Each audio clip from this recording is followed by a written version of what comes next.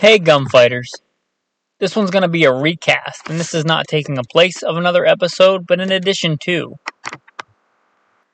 Podcast hopefully will come out on Sunday, a day that normally doesn't get an episode. It's been a little bit since this episode came out on truck guns, so hopefully you like this additional content. And hopefully you have a good Sunday. First and foremost, I am a Christian. That is number one in my life, serving God, following Jesus. Combat veteran, served in the United States Marine Corps and the Army. Also law enforcement veteran, private contractor, state rifle and pistol champion. Professional big game hunter and guide. If you feel called to support, check out Patreon. There should be a link in the show notes. With that, I am your host, Michael Milito, and I am blessed to serve you today. With that, we will roll into the day's topic. And that topic, I think, is going to be a fun one today.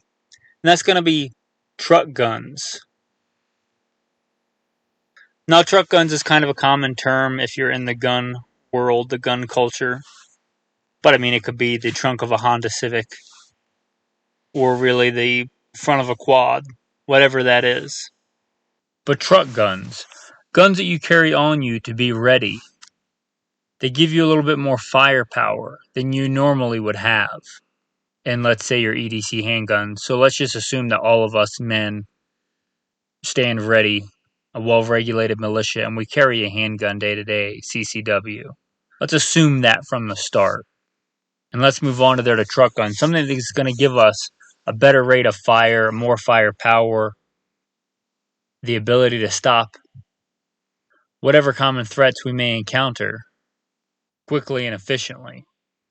Now, I was thinking about this, and I think we'll start off with kind of the origin, the old school, what you would think about as the old school truck guns. And I think the original truck gun kind of predates trucks, kind of predates the automobile. I think kind of the quintessential classic truck gun is the American lever-action carbine, let's say a Winchester 94, or the old school Marlin equivalent. You know, you think about the dusty old cowboy on a cattle drive, or after the cattle drives were over, you know, riding the fences, keeping the cows in. He likely had a pistol on him. And then, you know, in the scabbard on his horse, he likely had a lever-action rifle, Winchester 94 or the like. And the other real common one, we even still call them coach guns, the double-action, you know, shorter barrel, side-by-side shotguns. You think about, you know, the old Wells Fargo bank coaches. You know, they're called a coach gun because they were on a stagecoach. That's what they were used for. Warding off bandits and robbers and nefarious people. And I'd say they've really kind of stood the test of time. You know, a Winchester 94 behind the front seat of an old pickup truck with a bench seat would be a fine choice. You know, having one of those old lever actions to pull out to dispatch a coyote or put down an injured cow or any number of things. You know, that's still not an uncommon thing out west out here. I would argue that the shotgun's a little bit antiquated. I do have my grandfather's old side-by-side. While it's a fine gun to hunt with, and it's a fine piece of machinery, it doesn't really give you that reasonable rate of fire that you might want, and they're far generally more expensive than a pump shotgun, and a lot of times more than a semi-auto. So I'd argue that those are a little bit antiquated, but still, you know, much more firepower than a handgun. You know, a big old double-barrel side-by-side with double-aught buck is still a formidable weapon. It was a formidable weapon 150 years ago, and it's a formidable weapon now. But, you know, a lever action 30-30 or 45-70 or something like that is a reasonable rate of fire, an effective cartridge. It's light, it's handy.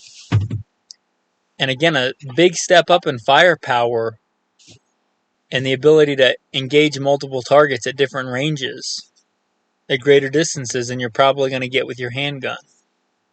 So I'd say that's kind of the genesis, unless we go way back to the old like blunderbuss.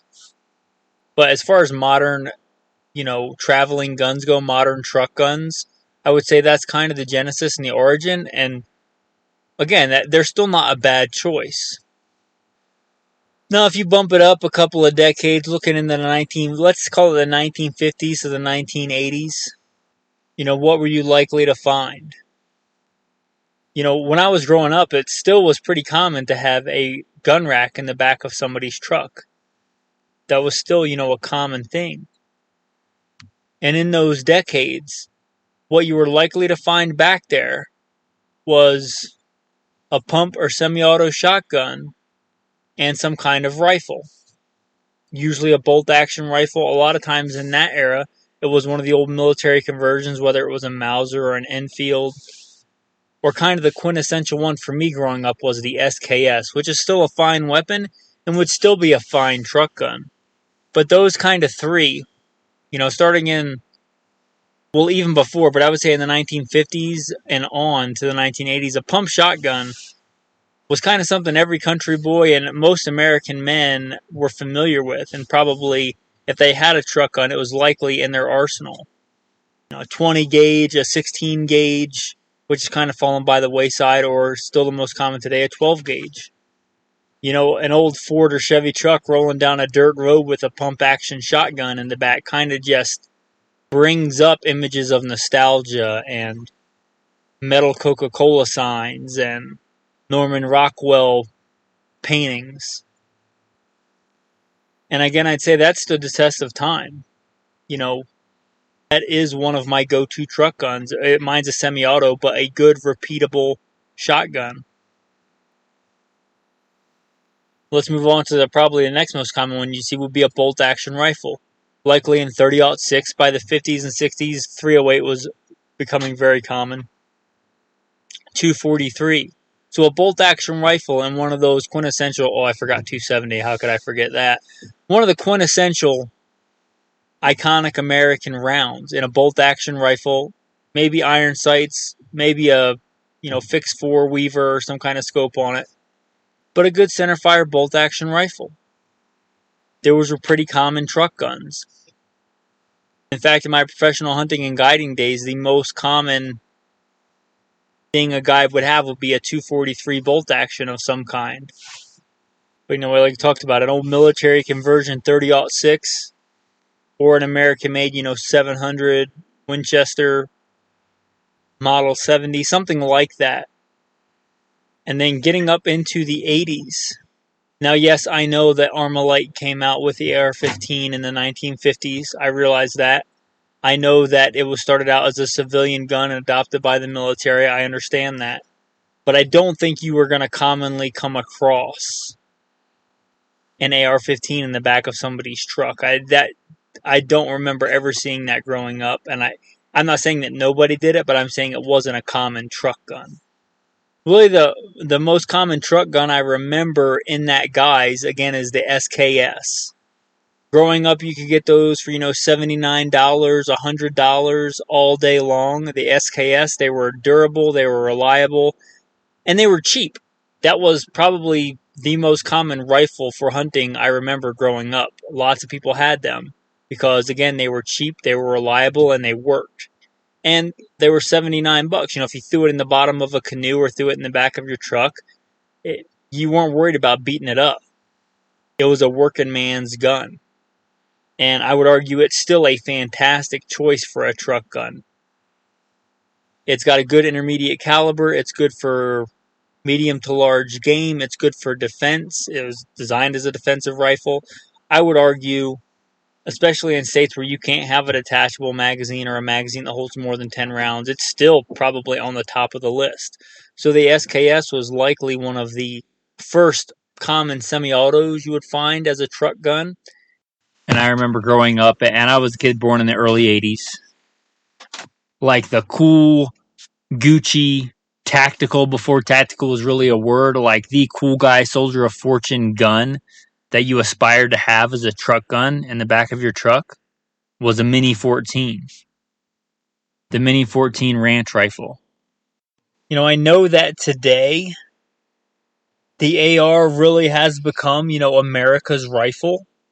And it's, from what I hear all the time, the most common rifle in America. But you don't have to go back very far, and that wasn't the case. Yeah, the ARs have been around since the 50s, but they weren't super common on the civilian side for a long time.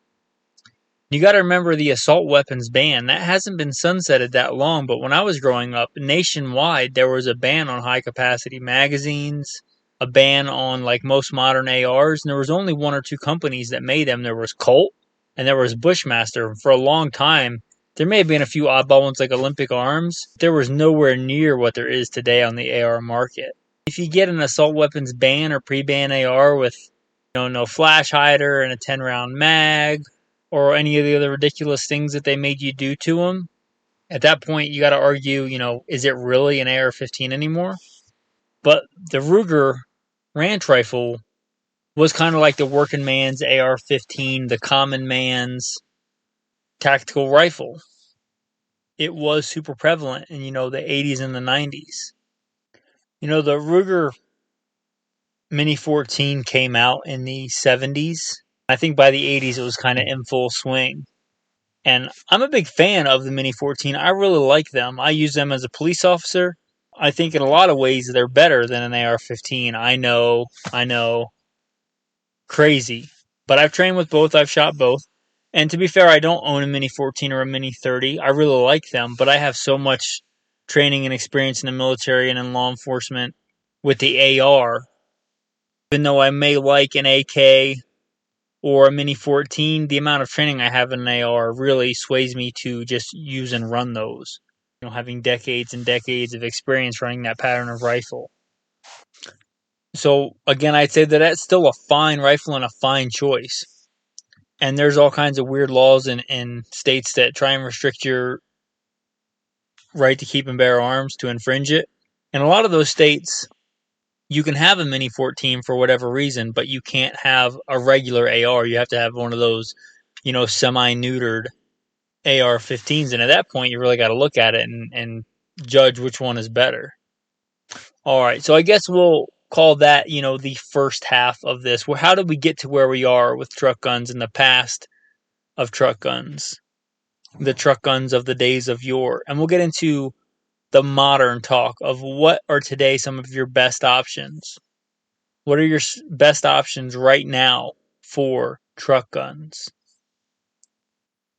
All right, so excluding the ones we already talked about, which would still be fine choices, right now, today, what's going to be your best option to up your firepower in the modern age? With modern threats, active shooters that are a real thing, radical Islamic terrorists that are a real thing, being able to quickly dispatch a coyote, any number of those things. Obviously situational dependent. The guy that drives a Honda Civic from the suburbs to his urban cubicle is going to probably have different needs than the rancher that's driving around his ranch checking fences and mending fences. But still, we'll cover some good all-around choices here. And I think, America's rifle, the AR-15, what it's become, and it's so customizable now that I think we got to talk about it as, the number one choice for a truck gun nowadays. And you can pick other things, but just like I argue with a shotgun, start there, and then if you have a reason, like start with the shotgun for home defense. And if you can justify something else for you based on real-world criteria, then that's fine. But I would start there with the shotgun for home defense. I would start with the AR for the truck gun. On the back seat of my Hummer, my driver's seat, I carry a backpack. An Eberly stock. It's, I think, the Gun Runner. I forget the model, but it has a big scabbard in there where a long gun can go. Back behind my seat, in there, is an AR-15, quote-unquote pistol, with a pistol brace. And I kind of thought those were a gimmick for a long time. I was kind of against them, but I actually got one and ran it and shot it, and I think they're quite handy and quite practical. And it doesn't have to be an AR pistol, but they are kind of handy to keep behind, the seat of your car. But I would say an AR-15 today I would say start there. And you may have a different choice, but I run one in the city, I run one in the country. I ran one. It was my secondary rifle, depending on mission, but when I was the commander of an active shooter response team, my primary rifle was a SCAR 17. And the second most common rifle that I would carry would be that AR quote unquote pistol. It was light, it was handy, it was a vast increase in firepower over my handgun, the gun that I carried on my hip all the time. It's a great truck gun. It's aluminum and polymer and nitride coated, which is a very impervious, very robust coating. It has backup irons and it has a pretty robust red dot sight, so even if the red dot broke, I have backup irons. And I've got to say, as a professional guide and rancher and professional gunfighter, I've beat the crap out of that gun. I just took it to a youth class with a bunch of kids, treating it like kids treat guns. And the thing's a rock solid gun. It's dependable, it's accurate, it's reliable. So that's one of my again, situational dependent, but one of my most common go-to truck guns. Again, it rides behind the seat of my Hummer, loaded with 55 grain Frontier boat tail hollow point match ammo. I use it in the country to take coyote. I use it in the city as an active shooter response tool. Now, you don't have to get an AR pistol, but I think consider the AR and whatever guys you want. If you just want a regular 16-inch M4 or M4 type rifle, you can get those super cheap now. We kind of live in the golden age of ARs. You could build one of those, and I haven't built one since pre-COVID times, but you could build one of those pre-COVID times for $400, $500. I'm talking a good, reliable, reasonably accurate, dependable rifle. You could build a fine one. You could buy a fine one. A Smith & Wesson M&P would be my first choice if you're buying one, or a Delton, or any number of those. In a pistol configuration and an M4 carbine configuration, I kind of have a soft spot for the 20-inch barrel ARs because I went to war twice with them. But just a good, dependable AR, they're so affordable. They're so within the reach of a common man nowadays. And they've been around and worked on so long, and they're so customizable, and there's so many companies making good parts for them. If you don't like the direct impingement system, you still have, doubts about its reliability, there's a lot of companies that make really good piston ARs, and I like piston ARs. One of my go-to, I only own 2 ARs. I'm not a gun collector, I'm a gunfighter. One of my go-to ARs is probably 15 years old at this point, and who knows how many rounds I've had through it, and it's a piston Adams Arms, and that thing is still a tack driver. It's ridiculously accurate. It would be ridiculously accurate for a bolt gun. It's a nice, lightweight, pencil barrel, handy carbine that's ridiculously accurate. That's why it's not a truck gun. Because I kind of appreciate it so much, I don't want to beat it up. But that's kind of an aside. An AR is where I would start and look at that. The next one I would go to would be a pistol caliber carbine. And a big reason for this is, let's say, you're slumming it that day and carrying a Glock. I'm just kidding, I got nothing against Glocks. But let's say you carry a Glock day to day. You can carry a couple of 30-round mags in a little pack and a pistol caliber carbine. Whether that's, a Kel-Tec sub 2K or a super high-end Gucci tricked out AR converted to 9mm with a good optic on it. That is still, even though it's a pistol caliber, I would consider it a big step up in firepower and shootability. It takes a lot of dedication and practice to hit targets with a handgun reliably at 50, 75, 100 yards. You can do it if you practice. But, I could take a 12-year-old girl out and in a day fairly confidently have them hitting targets at 100 yards with a pistol caliber carbine. So I'd say it is a step up, and you're going to gain more velocity, more shootability, and generally speaking, more capacity in a pistol caliber carbine. So I'd say look at those. We did a whole show on pistol caliber carbines. If you're interested in that, if you're like, yeah, pistol caliber carbine, that's calling to me. I want that. I want one that fits in a briefcase, fits in a laptop bag. I'm more into the James Bond kind of stuff, then, maybe a Roni conversion is for you. But go back and listen to that episode. It's very recent on Gunfighter Life about pistol caliber carbines. Did a whole episode on them. But I'd say that'd be the next one to go to. You don't want a little MP5, you know, beside the front seat of your car or in that back little compartment, that pocket that most cars have. You want an MP5 back there. You want a Roni conversion with a 30 round mag. I'd say rock on. That's a great choice. So pistol caliber carbine, next choice. And the next choice I would have, you know that I love the shotgun if you listen for any amount of time. It's the weapon I practice with the least. It's probably the least cool gun, but it is the most practical gun.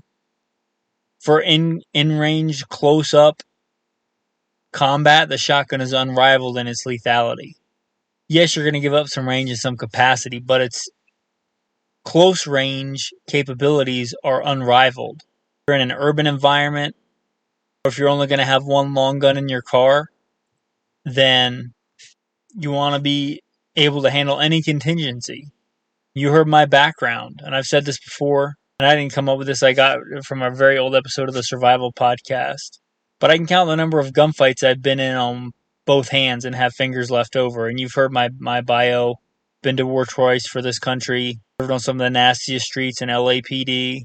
Served as the commander of an active shooter response team. Still, I could count all the number of gunfights I've been in and have fingers left over. I can't recall the amount of times in my life I've had to eat. Putting food on the table, the shotgun is unrivaled. The shotgun will take anything from a dove or a chipmunk to a brown bear in Alaska. In fact, it is a go-to brown bear gun in Alaska, 12 gauge with slugs. And you talk about giving up range, but if you get a good accurate shotgun, and I'm not even talking about a specialty slug gun, I'm talking about a good smooth bore all around shotgun with slugs that it likes, you're talking a 150 yard gun. And you got to ask yourself, if you're talking about an all around gun in a defensive scenario, 150 yards is probably going to handle just about everything. Unless, your primary thing you have a truck gun for is dispatching coyotes, which sometimes can have a pretty far shot. But if you're talking about a good all-around gun, a shotgun is a fine truck gun.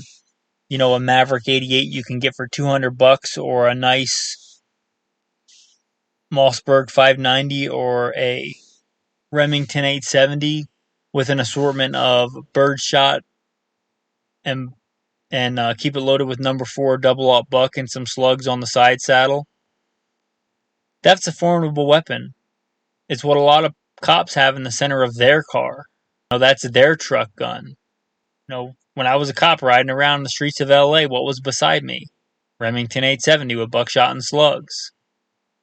There's plenty of times as a cop I had access to AR-15s, even in full auto, or a Mini 14, or a shotgun. And I grabbed the shotgun because it was the best tool for the job. And I would say they're a fine choice for a truck gun. My favorite all-around shotgun is no secret if you've listened for some amount of time. It's a Benelli M2. I really like that gun. But a good, reliable semi-auto shotgun or a good, reliable, even cheap pump shotgun would be a fine choice. And it's a fine all-around weapon. And that doesn't change when you throw it in the back of your trunk of your car or behind the seat of your truck. Now, I probably should have thrown this in right after the AR, but the AK. AKs are built like a tank. They're a hard-use piece of military machinery. Now, we've had a lot of different AKs come into the market in the past several decades. Some of them are awesome war machines, and some of them are cheap pieces of junk. Just because it looks like an AK doesn't mean it's going to be a good, reliable gun for you, and doesn't mean it's going to be a good truck gun. But if you get a good, reliable AK, they would rival the AR neck and neck for a truck gun. They are the most prolific small arm in warfare around the world, and they would serve well as a truck gun. Again, with the caveat that you actually get like a military spec reliable, good trunnions, good receiver, Russian, Polish, a good made AK. I gotta be honest, I like that round better for most things than I like the 223. The 7.62 by 39 is a fantastic, fantastic gun. The AK is a fine weapon with the caveat if you're talking mostly about urban warfare, urban combat, you kind of give up a little bit as far as hunting. The round is fine for it, but the rifle doesn't lend itself well to it. And here's the big drawback for that I see, and I really like the AK. In fact, I had a really nice Galil that I got rid of well, let's just say I got rid of it. And I didn't want an AK for me or my guys when we were doing the active shooter response team. Because what's kind of the quintessential bad guy gun that you think of? It's the AK, and that's kind of ridiculous, but you can't argue with it as a reality. And if you are in an active shooter scenario and you pull out an AK, there's a high likelihood people are going to mistake you for the active shooter.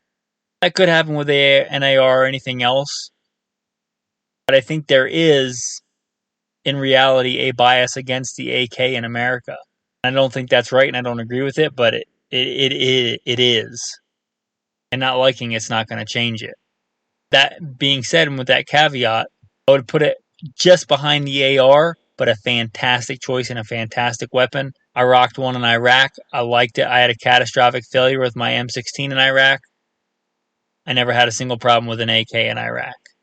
They're a fantastic weapon, a prolific war machine, and they'd serve fine as a truck gun.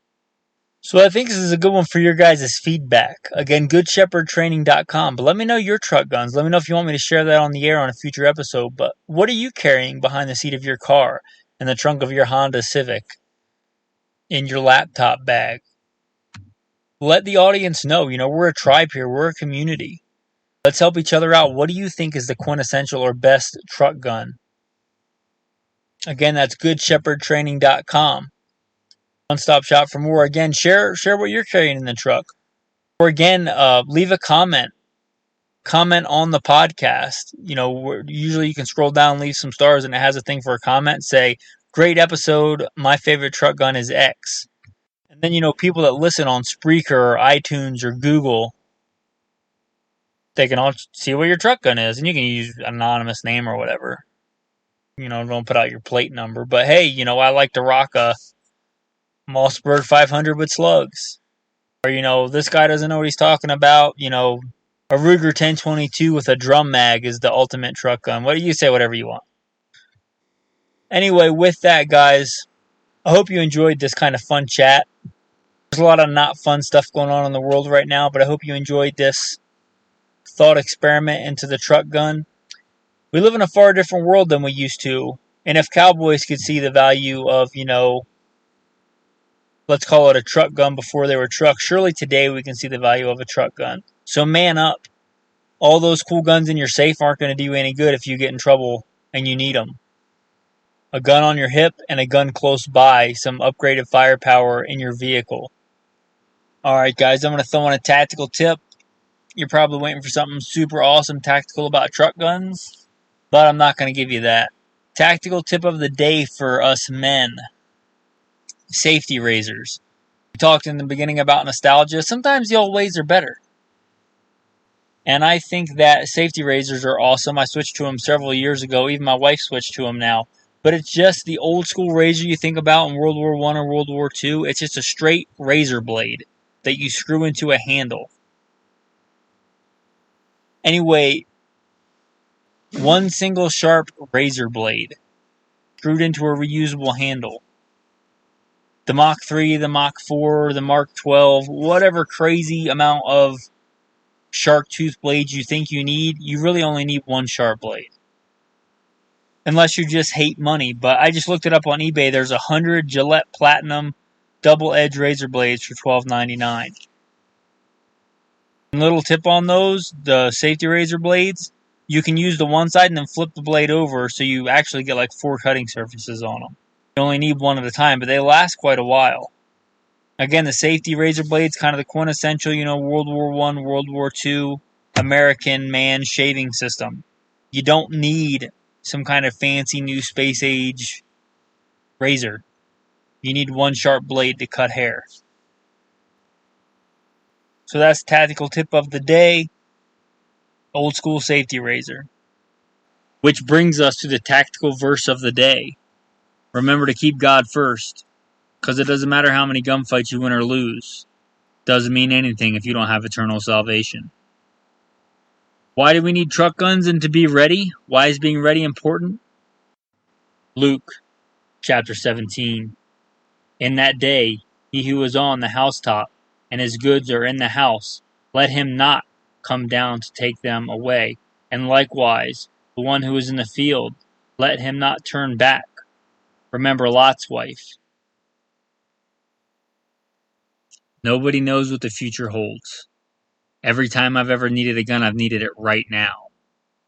Stand ready. Be ready. Thanks, and have a blessed day. Hello, gunfighters, well-armed citizens, members of a well-regulated militia. Appreciate you tuning in to Gunfighter Life, where we talk about gunfighting the right way, Judeo-Christian values with God at the center where he belongs, and real-world, first-hand experience. If you're listening to this and you want more, all I'll say is your one-stop shop is goodshepherdtraining.com. Today is part 2 of a fun subject, truck guns. We talked about that and kind of how we got to where we are with truck guns and the best truck guns of today, what a truck gun is. This episode is going to be more on fine-tuning or optimizing your truck gun. With that, we'll plug in the bio. If you want to skip it, skip around 3 minutes and 45 seconds from where it starts. First and foremost, I am a servant of God, preacher, a fisher of men. God is number one in my life and everything that I do, and this podcast is no different, and I don't apologize for that.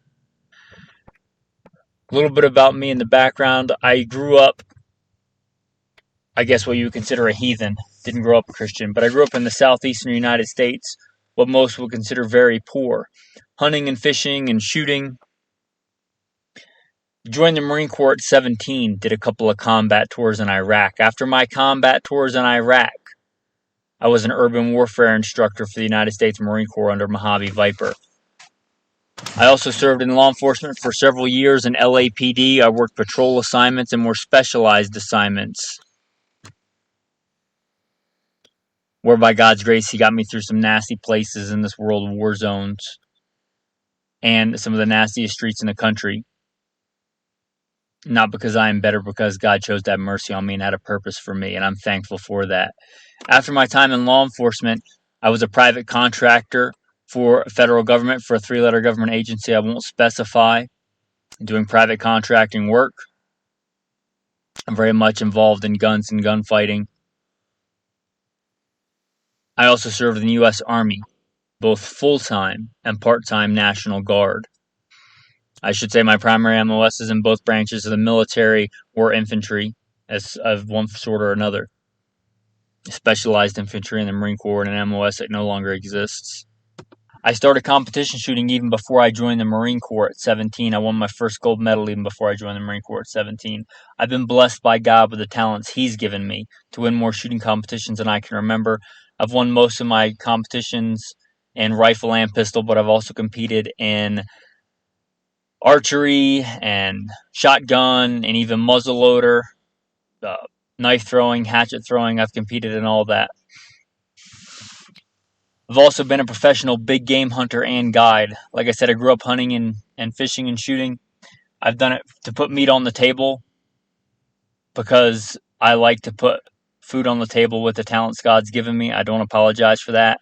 I've done it as a professional hunter and guide. I've slain all manner of beast and guided for all manner of beast.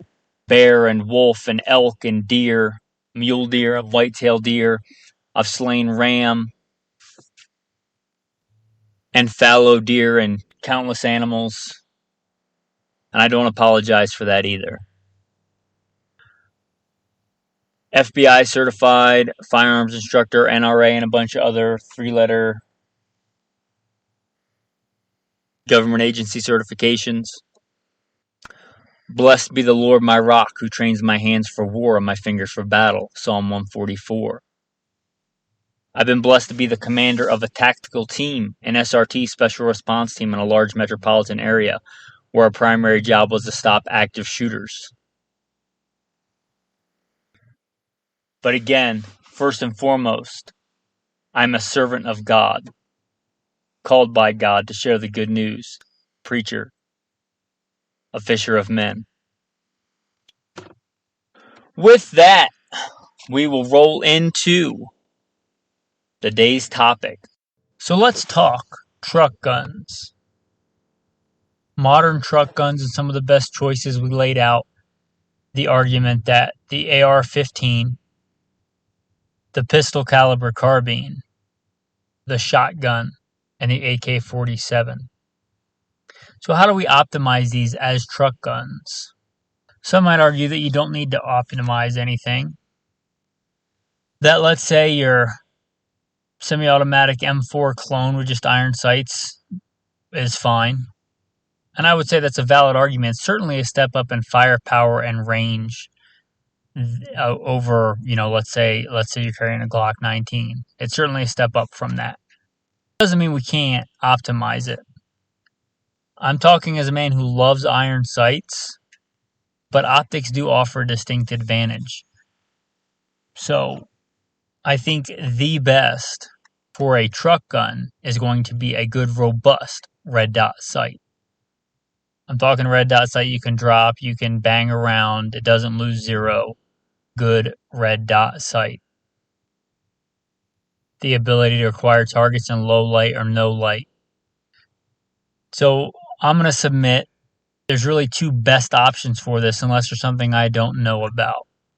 The Hollow Sun, one of the models that has a solar power backup, that has solar power. Or the Trigicons that run off tritium and fiber optic. I don't care how long it says the batteries are supposed to last, 50,000 hours, 5 years, 15 years. That's under optimal conditions on a low setting. That's not if it gets 120 degrees in your car and your batteries explode. Or it gets super cold. You can get so cold that the batteries literally won't emit. They won't transfer electricity. Or at least not well enough to work the optic. And let's face it, in a truck gun, we shouldn't, but we might set it back there and forget to check it for a couple of months, and the batteries might literally explode from the heat. So I'd say if you're going to optimize that AR-15, a good red dot sight, if it is going to be battery powered and only battery powered, I would really recommend co-witnessing with iron sights. And even if you have a good model that's robust and not solely reliant on batteries, I would still recommend backup iron sights. Because, it's a truck gun. You throw something on top of it, it falls out of your truck, whatever happens, you go to Sam's Club or whatever and throw a case of soda on it by accident and the optic comes loose, you still have backup irons. I would say if you're not going to put a red dot on it, and even if you are, a white light is a good addition. Having a good white light. Again, low light or no light, being able to acquire and identify targets. See if you're going to optimize the AR-15. Now, I kind of stumbled upon a great truck gun. Back before the world of COVID, before it really affected us, back when I could get a case of 9mm of 1,000 rounds of really good Spear Lawman for $189. I already had a lower, and I'm not counting the Hollow Sun optic, but I got a complete everything else from Palmetto State Armory nitrided AR pistol for I want to say $200 and something or $300 and something. It was so cheap I didn't even worry about it. But $200 and something or $300 and something. And I was like, you know what? Instead of beating up my really nice AR, I'm going to get this dirt cheap AR and I'm going to run it and train with it. If it has malfunctions, that's, just part of the training. Well, this Palmetto State Armory nitrided AR pistol has proven to be one of the most reliable ARs I've ever run. More reliable than the ones I ran in the military as a private contractor. The finish on it is amazing. It's super reliable. They say that you get a shorter barrel, it tends to be less reliable, but I have not found that.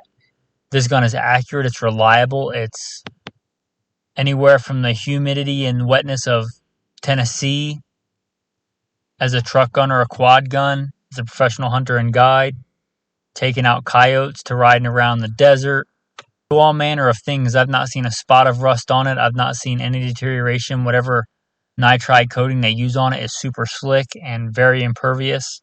The hollow sun I mounted on it, again, I was like, I'm going to get a good optic that's fairly affordable, that doesn't rely solely on batteries, because I've learned the hard way not to trust batteries. And I have dropped that thing. I've taken it to kids' classes and let kids run it. It's been banged around. It hasn't lost zero. It's a fantastic optic. The red dot's never gone out in it.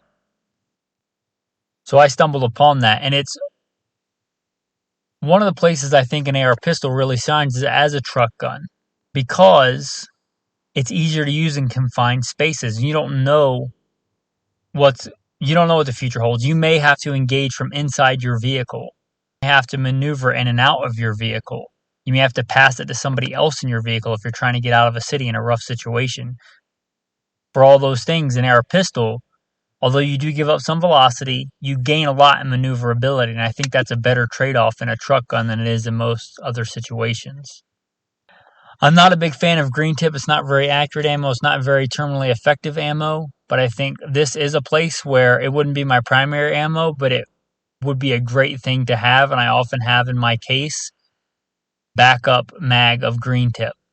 Because again, you're in a vehicle, it's very likely that you would have to engage a target that is hiding behind or in a vehicle. So having a magazine of green tip available is one of the few things I think green tip is useful for. So that's pretty much it, an AR pistol, and obviously a sling. I mean, that kind of goes without saying, but I'll say it, a good quality sling, and by quality I mean mine is a piece of 550 cord.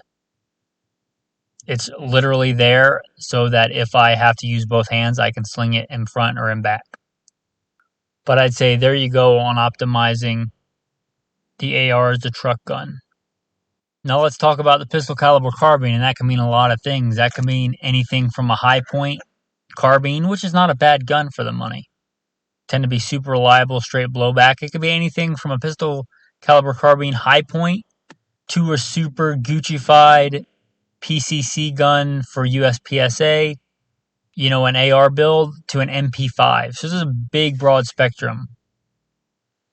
This is one of the places where I say if you can have ammo commonality, it's not a bad idea. It wouldn't be my first criteria, but let's say you carry, again, a Glock, because it's the most common in America. Let's say you carry a Glock 17 dated air, a Glock 19. You can just have a couple of spare 33-round factory Glock mags in your go bag, in your PCC bag, if it's in a laptop bag, that'd be a good thing. Now, there's not really available armor-piercing or semi-armor piercing 9mm ammo, but this is one of the very few places where I'd say having a mag loaded up with 147 grain or 124 grain NATO FMJs. Again, it wouldn't be my primary ammo, but there may come a time where you have to shoot through a car door, and 9mm ball is going to be good at that.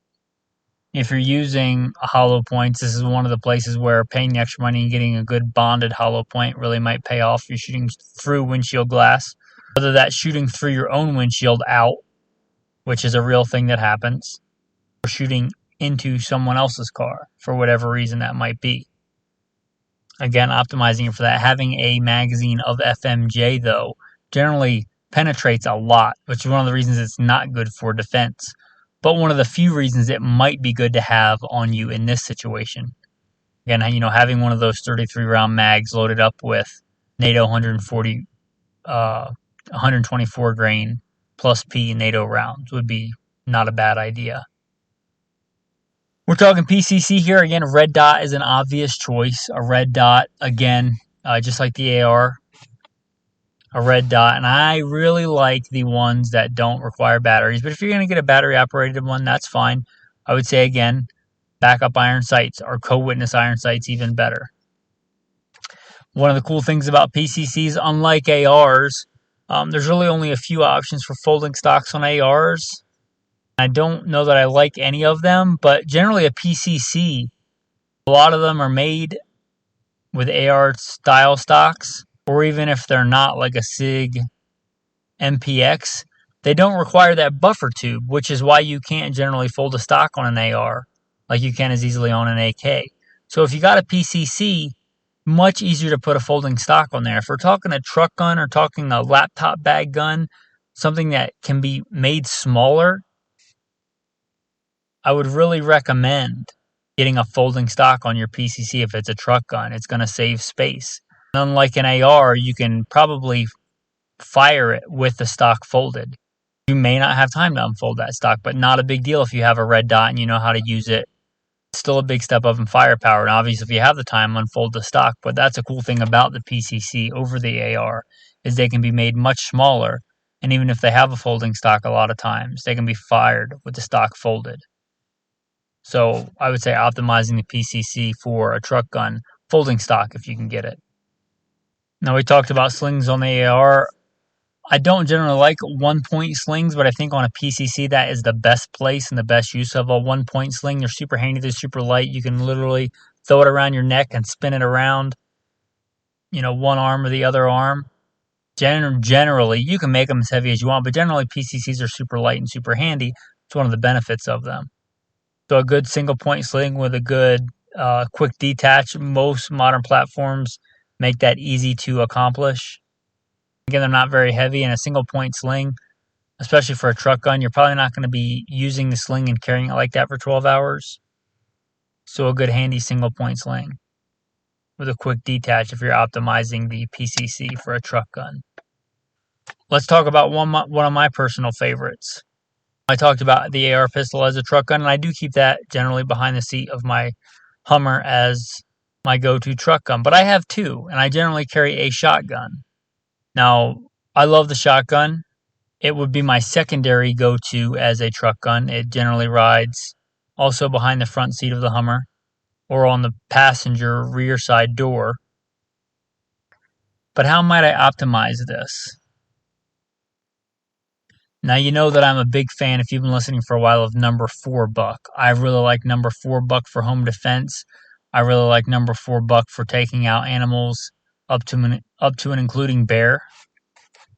I really like number 4 buck for a lot of things. I think for most things it's better than double up buck. But I think for this application, the go-to that will be loaded in my shotgun would be double up buck, or even better, triple up buck. The problem is triple up buck is a lot less common than double up buck. There's a lot more varying loads and good loads of double up buck. And the reason I would go to double up buck here as opposed to number 4 buck for this application, at least for the rounds in the tube, is that they're heavier, they have more mass, they carry more energy, they're going to penetrate better. Again, we're talking about you may have to be shooting into a car out of your windshield, and that double up buck may give you an advantage in that scenario. Again, nobody knows what the future holds.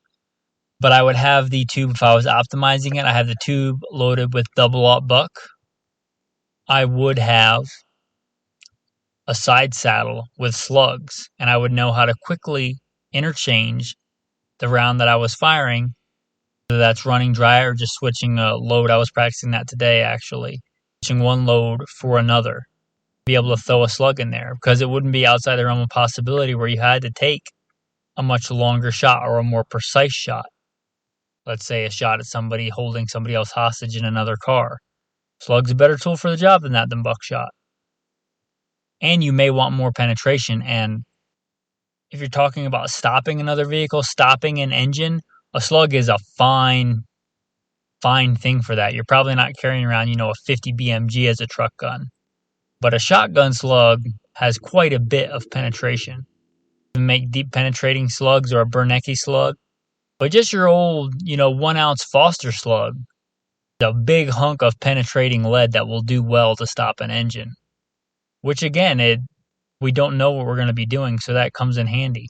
And then the reason that even though I have an AR pistol, that I have the shotgun and the car as well, I have some backup loads that have some number 4 shot, some number 6 shot, some number 7.5 shot. In case something happens and, the Russians and the Cubans start paratrooping out of the sky, and I start seeing Patrick Swayze running around in tight jeans. I'm only half joking there. Probably won't be Cubans this time. But, if I have to go out into the woods or go out and feed myself, that's the great thing about the shotgun. In that scenario, I'm going to grab the shotgun over the AR. I have a menagerie of things to hunt with. I can take anything from a dove to a deer to an elk to being able to defend myself or go into an urban environment and do CQB. If you wanted an extended mag tube on your truck gun for a shotgun, I'd say have at it.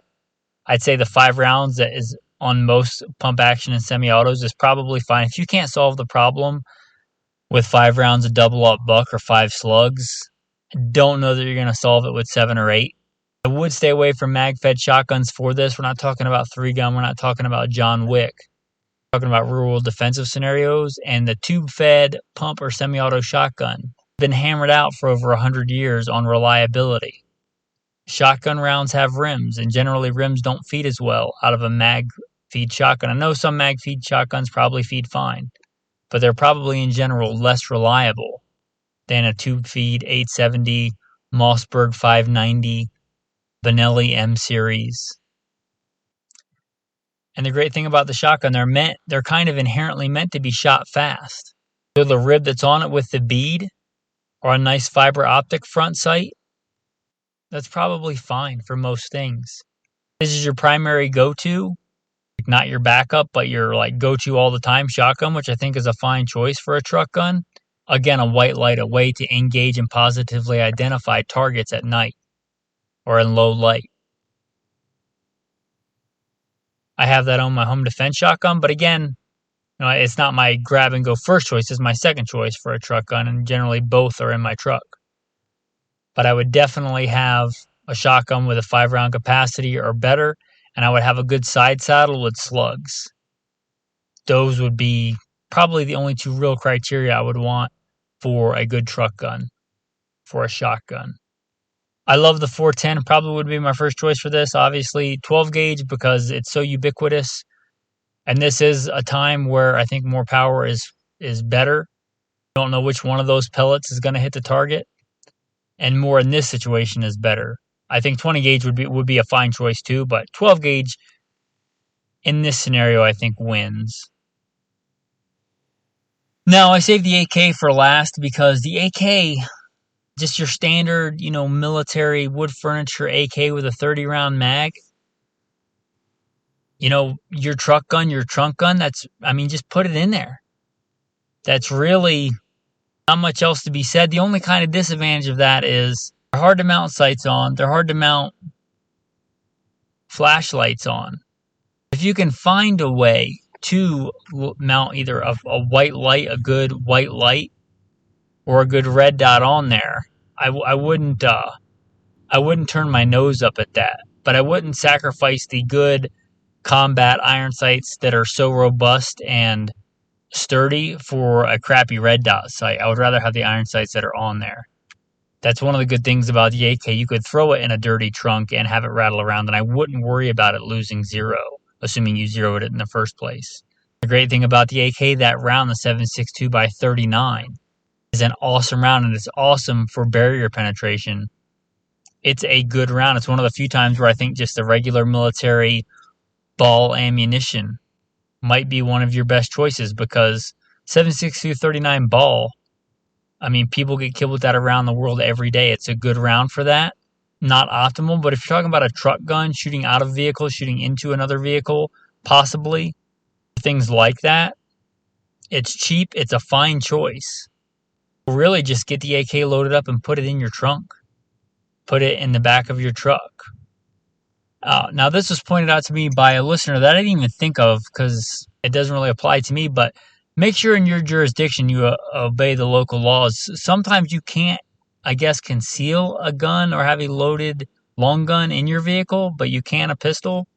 So obviously obey your laws, but if you can just have a loaded gun, long gun in your trunk or behind your seat, there you go. Or some places you have to read very carefully, because in some places loaded, you can have a magazine in and no round in the chamber, and it's still unloaded. It doesn't take very long to rack an AK. You can probably do it while you're getting it out of your trunk and not lose any time. It doesn't take very long to pump a shotgun. Again, you can probably do it while you're getting it out of your vehicle. while you're retrieving it. I got some good feedback from one of the patrons. If you want to be a patron or check out some of the stuff on Patreon, again, goodshepherdtraining.com. Speaking of that, and the person that pointed that out to me, that patron sent a message. He wanted to remain anonymous for this, but here's what he says. I enjoyed the truck gun topic. My truck gun is a Galil Ace pistol, 8.3-inch barrel, a rugged micro 30 suppressor, and a small red dot. It fits in a normal backpack, so it is a great grab and go package. Folded length is short enough that it doesn't stick out. Don't share my name on that one. One thing that is cool about this is that many states, mine included, allows for a concealed handgun carry, but not a rifle. A pistol with a brace qualifies where a carbine would not. The new regs from BATF might force a change on that, but for now, it is a good thing. And I will second that. I really like the Galil Ace. The Galil Ace is awesome. It is my go-to AK. I don't own one anymore. One of the guns I sold, I kind of wish that I hadn't. I've said many times, and I'll say again, I'm not a gun collector. I'm a gun fighter. And I have so many decades of experience in training on the AR, even though you could make a very valid argument that mechanically the AK is a better weapon. I have decades of training and experience on an AR. But for a while, the Galil Ace was also my go-to truck gun, and it was a great gun. The Galil Ace is my favorite modern-made AK-47. If you want nostalgia, if you want history, the new Galil Ace is not your thing. If you want a functional, rugged, reliable, awesome, well-built AK, the Galil Ace, whether it's a pistol or the regular version, they make them in 223, they make them in 7.62-39, they make them even in 308. The Galil Ace would be a phenomenal choice. It is a phenomenal gun. It is a very well-built AK. It is a modern AK. It's one that doesn't suffer the normal problems of being hard to mount optics and mount lights on, like we talked about. But this patron really knows his stuff, and that is a fantastic choice. The Galil Ace is a fantastic weapon. With that, men, I hope you enjoyed this episode of Gunfighter Life, got you thinking on how to optimize your truck gun. That being said, the most important part of a truck gun, just like the most important part of CCW, concealed carry, is not having the most newest whiz-bang thing. It's actually carrying it. The Smith & Wesson J-frame you have on you is better than the tricked-out 1911 that you left at home. Whatever you have, if it's a long gun, it gives you an increase in firepower. Have it in your vehicle where it's ready. You know, if all you have is an extra 20-gauge pump-use shotgun, load it up with buckshot and put it in your car if it's legal, where you can grab it handily. That's still a massive increase in firepower over, let's say, a Glock 19. If all you have is your grandfather's 30-30 and it's not deer season, you're not hunting with, or even if it is, I guess, instead of leaving it in a gun cabinet at home, keep it well oiled and keep it perhaps in an easy deployable soft case so you don't ruin it if it's your grandfather's 30-30, but have that somewhere handy in your vehicle, assuming it's not your home defense gun. I mean, you have, let's say a shotgun for your home defense gun, and that 30-30 is just laying around in a gun cabinet. You get stuck, somewhere, you're out on a trip and you need that weapon. That 30-30 is a much better option than nothing. With that, the tactical tip of the day. I've been very blessed, if you heard my bio, to do some pretty cool training, as you can imagine. I've done quite a bit of shooting through cars, things like that, shooting at cars with regular small arms, with machine guns. If you don't know about the pillars in a car, they're generally in the tactical community referred to as like A pillar, B pillar. But where the doors come together, or where the front door and back door come together in most trucks, most cars, that's meant to sustain a rollover, which means it's pretty thick steel, which means that even most full-powered machine gun cartridges, your 7.62s, things like that, the pretty robust cartridges aren't going to pass through that. If you have to take cover in a vehicle, unless it's your vehicle and you know exactly where like the engine block and stuff is, if it's a different vehicle, engine space and engine size and block size can vary dramatically and where they are and how much room they take up. Look at some old cars where they have a giant front end for the engine and the engine takes up a very small space in there. Not a great place to take cover. The best place to take cover consistently throughout all vehicle makes and models is that pillar. It's easily identifiable. It runs generally where the front and back doors come together, right behind the driver's seat, right where the seat belt connects. That is generally your best option for cover in most situations. Again, unless you specifically know otherwise, but your police car and you have ballistic doors like we did in LAPD, like that's an exception. For most cars, that pillar that runs down right behind your head where the seatbelt is, separating the front seats from the back seats. That's meant to sustain a rollover. It's going to be pretty robust steel and a good choice for cover.